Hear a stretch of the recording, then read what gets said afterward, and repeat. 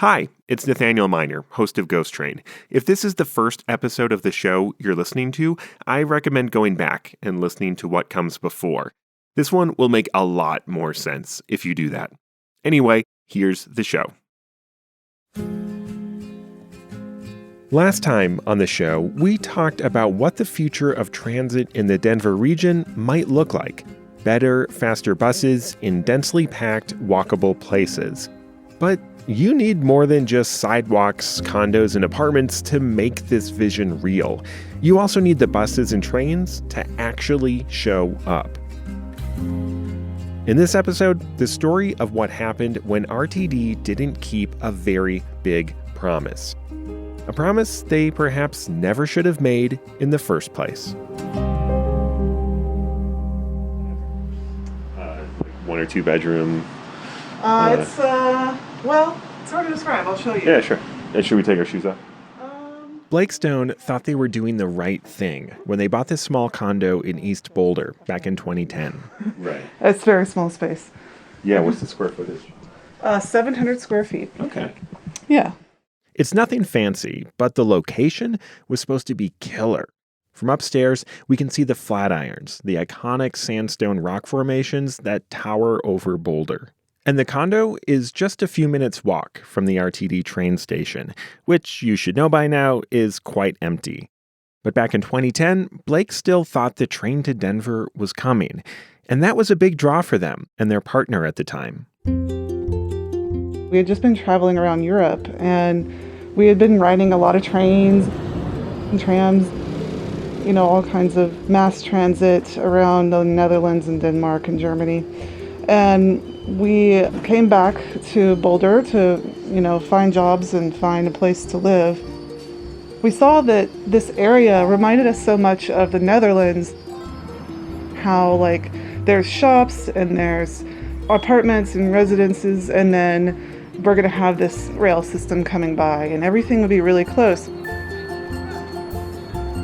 And we thought, we could live here and be close to nature and the mountains as we want to be, and ride the train to Denver or to Longmont to work.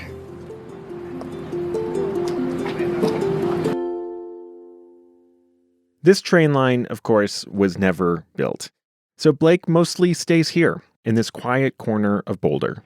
We are very much in the center of Boulder in what I call condo hell.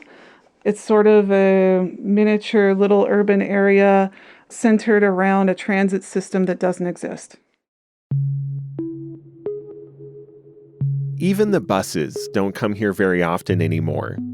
RTD cut service to the bone during the pandemic, so Blake has to drive to get to work, which they hate because it's stressful and dangerous and pollutes the skies over the mountains that drew them here nearly 20 years ago.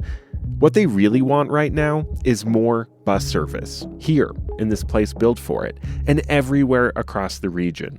And yeah, that train sure would be great too. But Blake's faith in RTD is very shaky right now. Yes, because of the train failure, but also because they see RTD cutting service at the same time its executives are collecting big salaries of up to $330,000 a year. That doesn't make sense to me. I wonder if the people who have been running RTD actually ride the bus system and actually, use mass transit. How would you describe your trust in RTD right now? About as much trust as I have in the Amazon that owns Whole Foods over there. I think that they've confused themselves with a corporation instead of a publicly owned entity. There are a lot of people like Blake up in this corner of the Denver metro. People who just don't trust RTD anymore. And that could turn out to have big consequences, because public trust is a big part of what gives governments power. It's why people vote. It's why people pay taxes to support new ideas. And Colorado's leaders have their own big ambitious ideas to take on issues like growth, climate change, and transportation. And these leaders are worried that voters in places like Boulder won't support those plans, because for the last 17 years, they've been burned.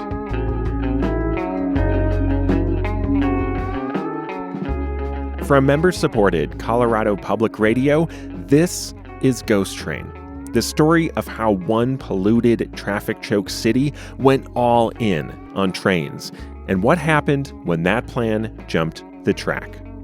I'm Nathaniel Minor. In this episode, our fourth and final episode, the story of the ghost train itself. How it's gone from what seemed like a great idea nearly 20 years ago to now a failure that's turned it into a liability for RTD. One that prevents it from pursuing newer and more realistic transit projects. This fiasco also offers a lesson for transit agencies in other cities.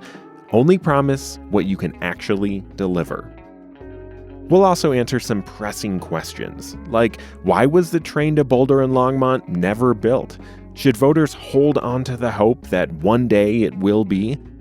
And there's a bigger question we'll get at too. If Coloradans need more public transportation in their future, can they trust RTD to deliver it?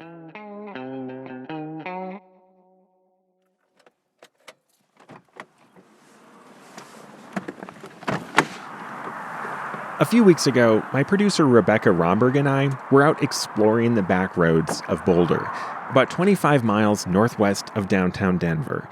I wanted to show her why RTD hasn't been able to build this train yet. We're maybe 3 or 4 miles outside of Boulder, and it's just like this stunningly beautiful place. Like you can see the mountains here.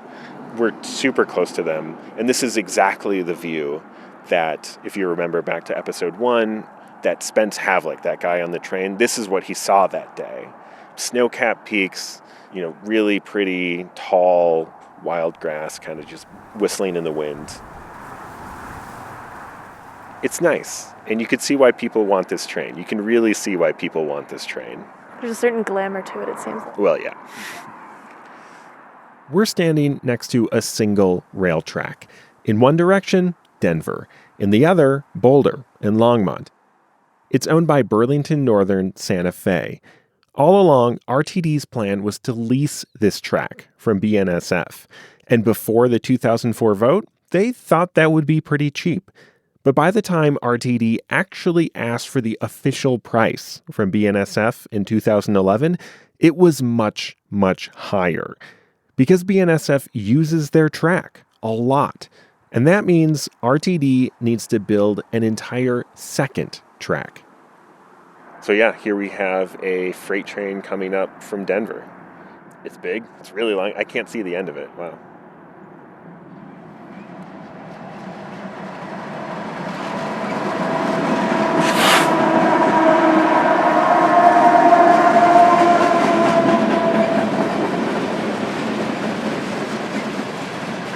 Nate, this is not a ghost train. This is a real train.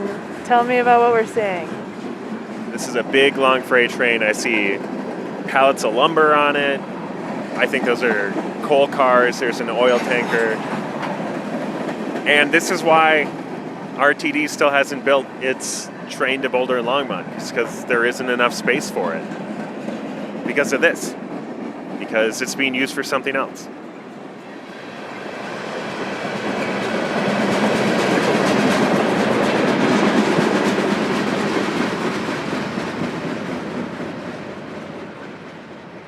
BNSF's price hike and other factors like inflation and the cost of materials tripled the total cost for this project.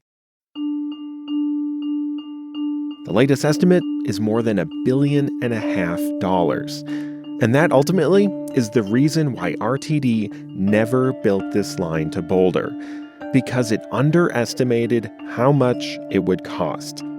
That simple fact has turned this unfinished line into a fiasco for RTD, perhaps the biggest blunder in its history. I wanted to know why RTD didn't see this coming. So I tracked down the guy whose job it was to figure out what this project would cost. Knowing now what this turned into, do you still think you did a good job of estimating before the fact? At the time we did the estimates, yes. Yeah. I really believe that. John Chauncey was a senior-level engineer at RTD for more than a decade.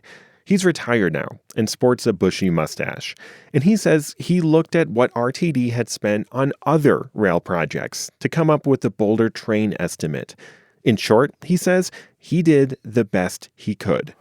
At the time we did the estimates, based on all of our knowledge that we had at that time, I think we did. John's explanation may not cut it for you, especially if you've been waiting 17 years for this train.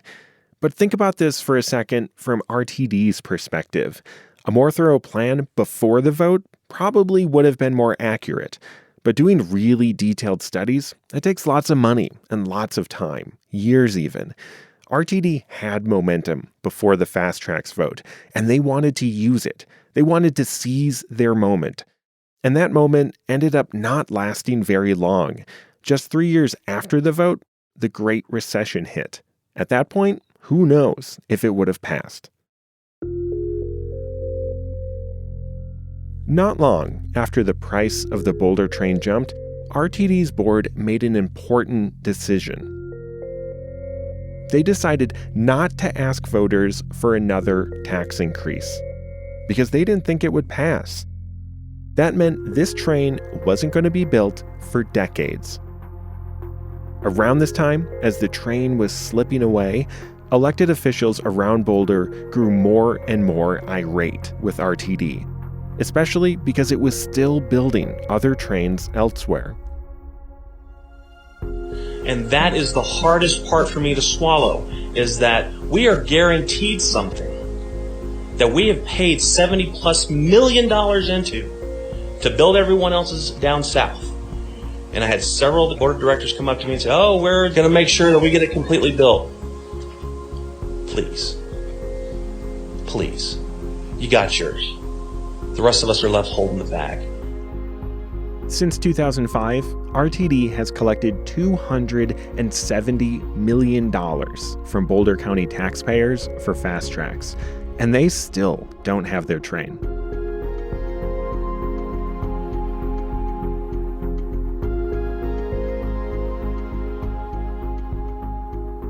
There's another important wrinkle to this story. Boulder didn't get what it was promised, but it was also promised a lot more than other communities. Under the Fast Tracks plan, RTD promised most communities only one thing: trains. Boulder was special. They were promised two things: an express bus line on the highway between Denver and Boulder, and the train line that would run parallel for much of that, before extending farther north to Longmont. Why did they want and were promised both? How did that happen? It doesn't make sense to me. I just think that the communities up there wanted to get as much as they possibly could. Mm-hmm. And they didn't get any pushback. And basically, they were adamant, saying, I have to have this and I have to have that. John Chauncey thinks RTD and its then leader Cal Marcella promised bus and rail to convince more Boulder County residents to vote yes for Fast Tracks. Would have been on Cal? Was he the person who would have said, well, maybe not so fast, Boulder? I think Cal was part of it. I really do. I think Cal let him get away with that. I think RTD staff, in a way, let him get away with that. If RTD and Cal had forced Boulder to choose either bus or rail, this entire saga could have turned out much, much differently. But they didn't. So now, the people of Boulder feel cheated. And that appears to weigh on John's mind. I feel sad that I didn't get it all done. Do I have a personal responsibility as to the fact that it wasn't all done when I said it was going to be? I did my best. I think everybody at RTD did their best. I don't think it was malfeasance on anybody's part. Did I give them as much as I could give them? Yes, I did. I gave them a service that they're still not happy with. Boulder still got their express bus line, and while some of its riders perhaps would rather be on a train, it's turned out to be very popular. Before the pandemic, it was one of the highest performing lines in the entire RTD system.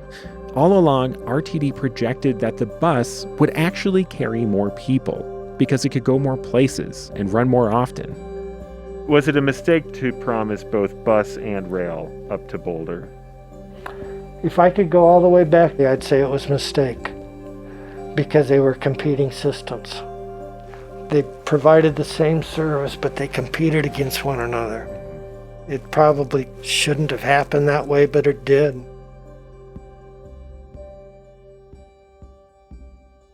Now, a handful of RTD board members, like Chantel Lewis from the last episode, they argue this train should not be built, ever, because Boulder already got a very popular bus line.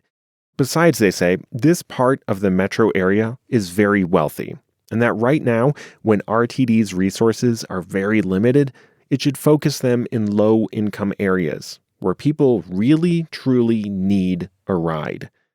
But that argument is not going over well in Boulder County. RTD cut a lot of bus service here during the pandemic. Riders want it back.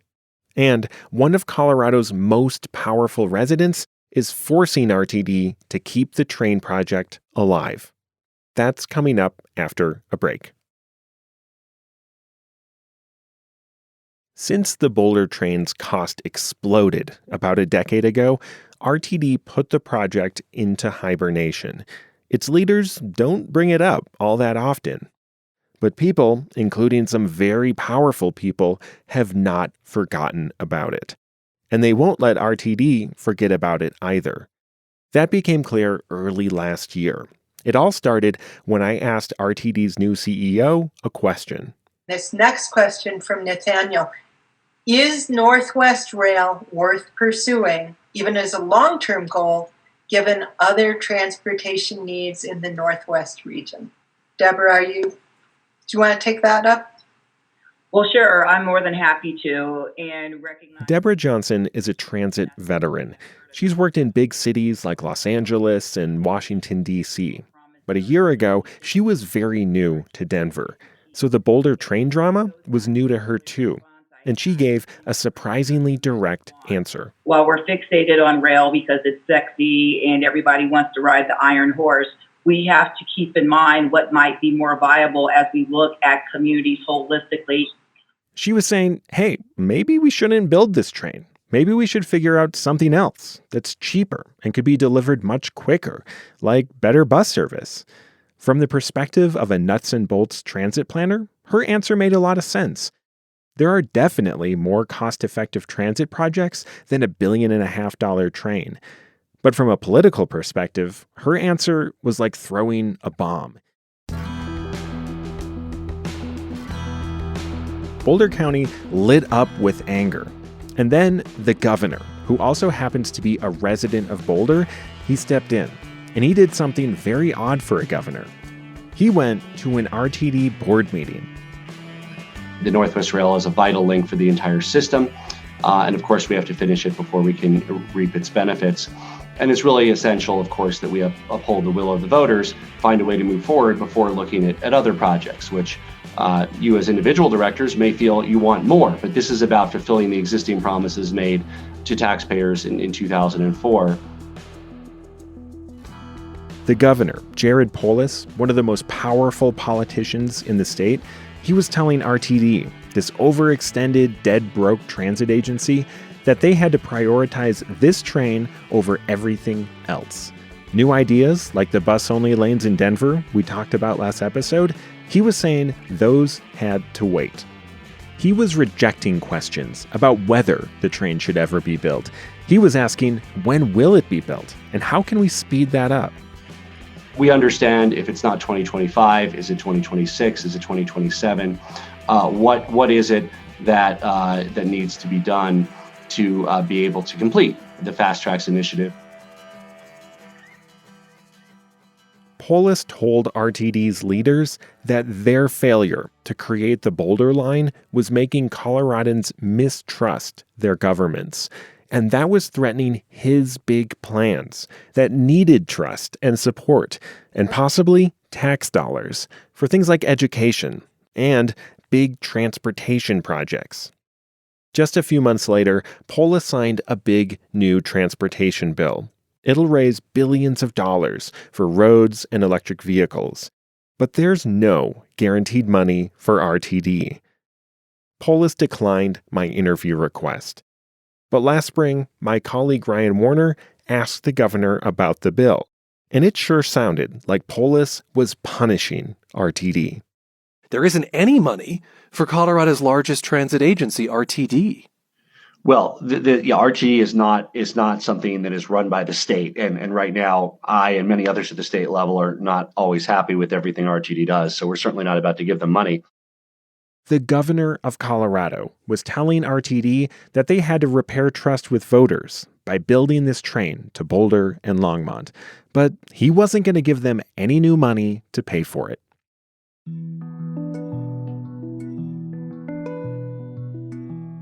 So where does this leave RTD? They have more than $100 million saved up for the Boulder train now, and they're using a little bit of that for new cost estimates. So this thing is still slowly inching forward. But the reality is there's simply not enough money for them to build it on their own. But maybe they won't have to. President Biden's infrastructure bill means the federal government has billions of dollars to spend on new passenger rail lines all over the country. The feds want to put one in Colorado, from Pueblo in the south up through Colorado Springs, Denver, and Fort Collins in the north. More than 150 miles. State officials are on board too. It would probably roll through Boulder and nearby cities. So I went to one more empty train station where hopes are running high. Where we're going to, actually, everything on the east side of the tracks is new and came in because of the station that was planned for the area. Ashley Stolzman is the mayor of Louisville, a slightly more affordable suburb just east of Boulder, where you can get a home for the low price of $850,000 instead of a cool $1 million. I had to hustle to keep up with her as she showed me part of her city. So it was all rezoned, and it's all new since Fast Tracks has passed, and it's part of an urban renewal area. On this side, there are a few... She took me to what should be the Louisville train station, right in the heart of downtown. Some of RTD's most successful rail stations are in places like this, small, historic downtowns in other suburbs. The Boulder train would stop in two more, Longmont, way at the end of the line, and here, in Louisville. New 3-story buildings face the track. There's a pedestrian plaza with attractive red bricks. Ashley says Louisville tried to build in a climate and transit-friendly way. But of course, the train never came. That was supposed to be transit-oriented development, supposed to be the site of all of these, commuters that wouldn't have to have cars, wouldn't have to drive, and then it's not served by train. And now bus service has been cut from it. So it's really just an example of a development that creates more congestion. So she's frustrated, but Ashley has hope too. Because while RTD doesn't have the money it needs to get access to the freight rail track and to build all the infrastructure it needs, the federal government does, especially with the new infrastructure bill. RTD is trying to link up with this bigger project so they can share costs and ultimately to make their own project cheaper. The idea is that Amtrak would run express service that would only stop in bigger cities like Denver, Boulder, and Longmont. RTD would run the local service that would stop at every station along the way. And Amtrak is really excited. And so when you start talking to them and you hear their excitement, you start to realize, okay, we need to just set aside all of the nonsense and figure out what is the path forward. There are a lot of steps on that path, including a potential vote for a tax increase. State rail officials say they've learned from RTD's mistakes and will try to avoid making them again. Because especially in this area, there's a lot of mistrust among voters when it comes to trains and taxes. I mean, we're at this point now where trust in RTD seems very low. I agree. And they never went back to the voters, even after it became clear that, hey, we're pushing this out 30 years, right? Like, at that moment, I wonder, why didn't they go to the voters and say, like, we need to resolve this? Because right now there's just this sort of festering wound. I think the festering wound is a huge problem. And so I do look for ways to help rebuild confidence in our transit agency. And that's why the last 2 years I've been working really hard with the other mayors in the area to try to get Amtrak in the picture. Ashley Stolzman is very focused on the same question the governor is. When can the Boulder train be built? But after talking with her for a bit, I realized there's another deeper question she's trying to answer. And that question is related but different. It's more like, how do we as a region move forward? Because even if the Boulder train opened tomorrow, it would solve some of Louisville's transportation problems, but not all of them, or Boulder's, or Longmont's, or Denver's. Ashley says that, yes, there are some less affluent areas where more people really need to ride RTD, but she doesn't think the solution is to put service there and to cut it everywhere else. She says every community needs more transit service, and that RTD seems incapable of meeting that need. So she says it's time for every community and state leader to get together to figure out how to fix this problem. And so I think we need to look at the fiscal reality, I guess, and say to ourselves, how should we pay for transit? Like, what is an equitable way to pay for transit? And how can we put in place a system that grows as the region grows? I think those are really important questions to answer. She sees transit as key to fixing all the problems we've been talking about through this whole series: traffic, inequities, and especially the climate. And then, just a few months after our interview, a wildfire in December burned more than 1,000 homes in Louisville and nearby towns. At least one person died. So I checked in with Ashley again, and here's what she told me. If a fire like that can happen here, it can happen anywhere. Every community needs to reduce climate emissions, and transit is a big part of that.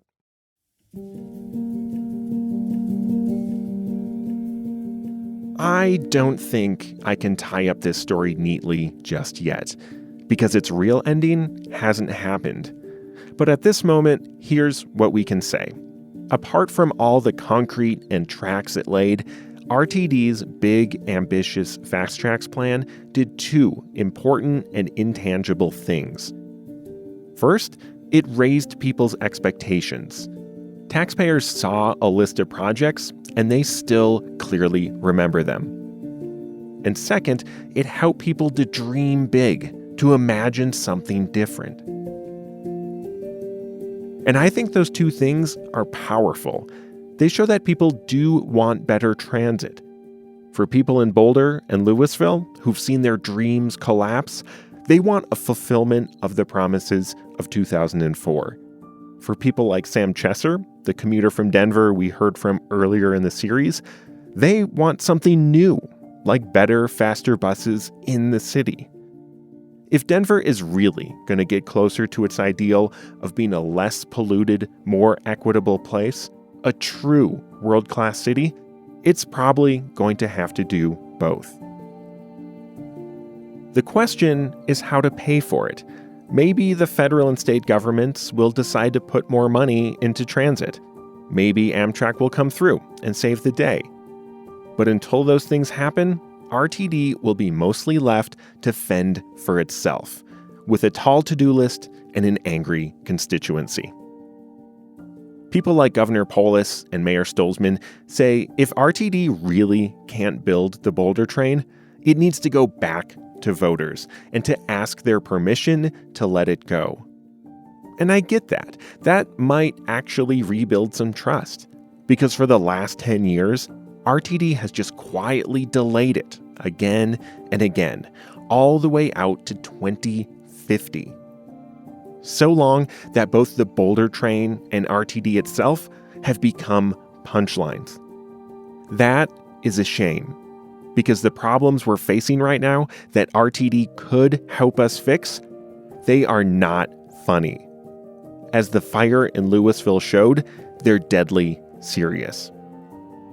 And no, the Boulder train alone would not have prevented that fire from happening. But on the whole, experts say denser, more walkable cities with dependable transit are crucial to bringing down the carbon emissions that are warming our climate. But I think people will only want to live that way if they can trust that they'll get the transit service they need. I think about Blake Stone in that little Boulder condo, who wants to live a sustainable life and did everything they could to do that. But so far, RTD has left them hanging. Yeah, they told me, they'd vote for another tax increase for public transit, but not because RTD earned it, because they think it's the right thing to do.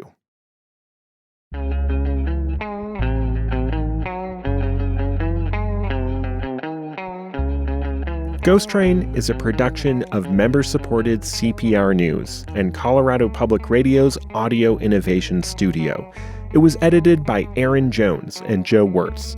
Production and mixing by Rebekah Romberg, with additional production from Luis Antonio Perez.